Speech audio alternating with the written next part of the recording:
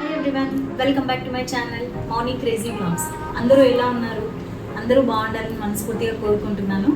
ఇవాళ టాపిక్ వచ్చేసి మా డాటర్ క్లాసికల్ డ్యాన్స్ అచీవ్మెంట్స్ గురించి చెప్తున్నాను. So let's go and see the achievements. ఇది వచ్చేసి మా పాపది ఫస్ట్ డ్యాన్స్ అచీవ్మెంట్. ఇది మన భారత్ ఆర్ట్స్ అకాడమీ వాళ్ళు కండక్ట్ చేశారు. ఇది తన మూషిక వాహన డ్యాన్స్ పర్ఫార్మెన్స్కి వాళ్ళు ఇచ్చిన అవార్డు ఇది.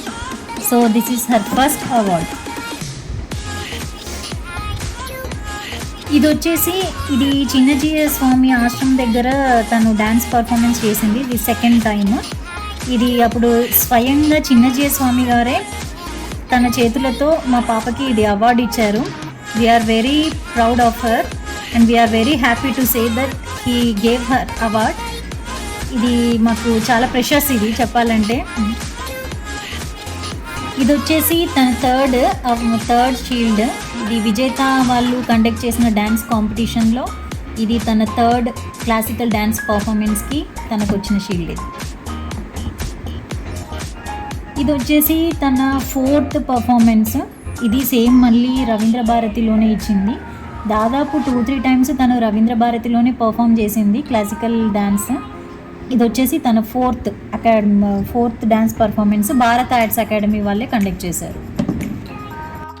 ఇది వచ్చేసి ఇది కూడా భారత్ ఆర్ట్స్ అకాడమీ వాళ్ళే కండక్ట్ చేశారు.